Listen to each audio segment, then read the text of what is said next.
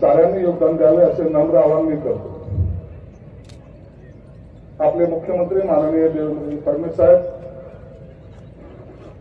उपमुख्यमंत्री माननीय एकनाथ शिंदे, अजितदादा पवार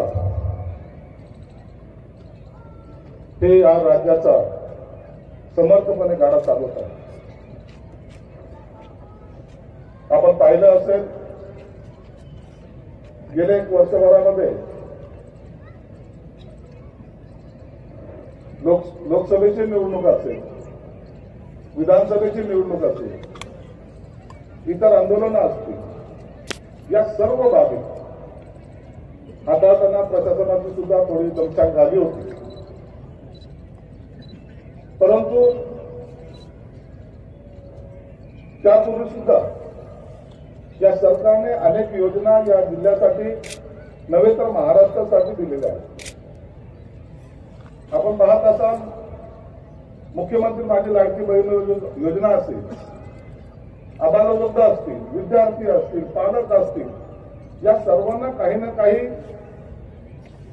सहकार्य करण्याचं किंवा त्यांना त्यांच्या पायावर उभा करण्याचा प्रयत्न या सरकारने केलेला आहे। मी असं मानतो, सरकार कोणतंही असो, परंतु ते निश्चितच या जनतेच्या सेवेसाठी काही ना काही आपलं योगदान देत असतं। आणि आताही या जिल्ह्याचा पालकमंत्री बनून माझी सुद्धा एक जबाबदारी आहे। आपण यावर्षी जिल्ह्याचा आराखडा जवळपास 1200 कोटीचा तयार केलेला आहे।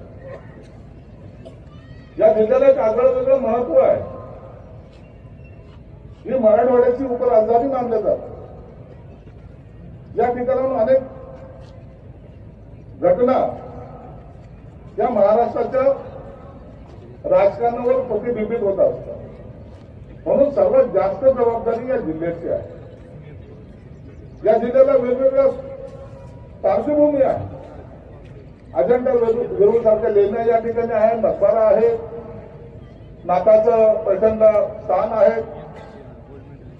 या सर्व बाबी यांना सुद्धा डेव्हलप करण्यासाठी सरकारने भरघोस अशी मदत दिलेली आहे। या सर्वांची आकडेवारी जर आपल्यासमोर मी जर दिली तर आपल्याला सुद्धा याची जाणीव होईल की सरकार हे अत्यंत गतिमान पद्धतीने कारभार करतं। मी आपल्या सर्वांना एक विनंती करणार आहे, या शहरामध्ये राहत असताना जसं प्रशासनाची जबाबदारी आहे, राज्यकर्त्याची जबाबदारी आहे, त्याच पद्धतीने आपल्या सर्वांची सुद्धा जबाबदारी आहे। यातला कोणताही व्यक्ती या प्रगतीमध्ये जर त्याचा हातभार जर लागत असेल तर तो सर्वसामान्य माणूस हा केंद्रबिंदू असला पाहिजे।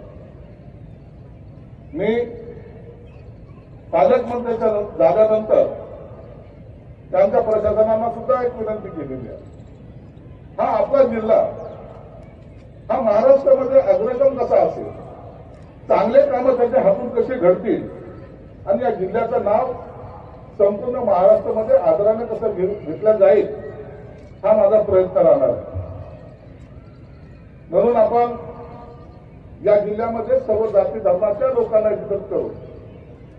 तुम्ही पाहत असाल, छत्रपती शिवाजी महाराजांचा अश्वरूढ पुतळा हा डौलाने या क्रांती चौकमध्ये उभा आहे।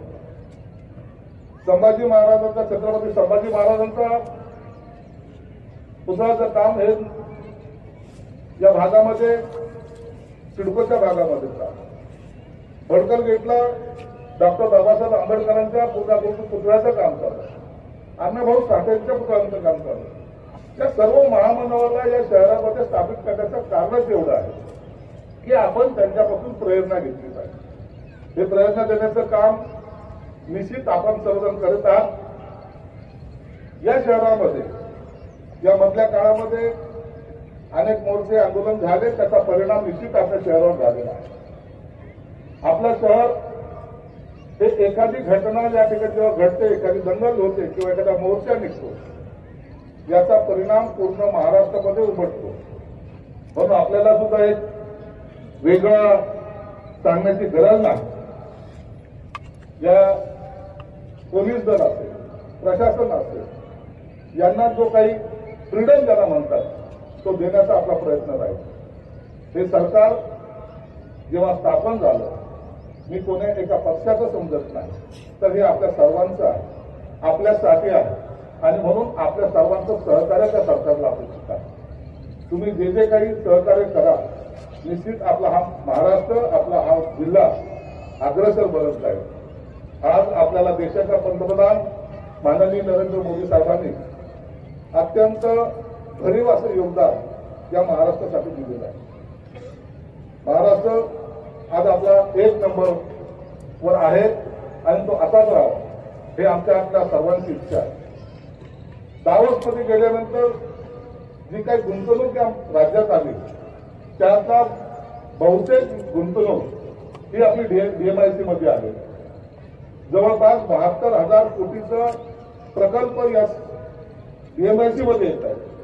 म्हणून या शहराला एक वेगळं औद्योगिक शहर सुद्धा म्हणून ओळखलं जाणार, एक वेगळं शहर या ठिकाणी निश्चित निर्माण होईल. म्हणून या प्रगतीच्या रेसमध्ये आपणही त्यात सहभागी असाल, सहभागी व्हाल अशी मी आपल्याला सुद्धा विनंती करतो.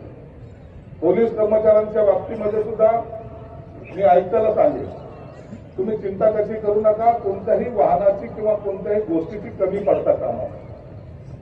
या येत्या 8 दिवसामध्ये त्यांना 20 स्कॉर्पिओ आम्ही देतो.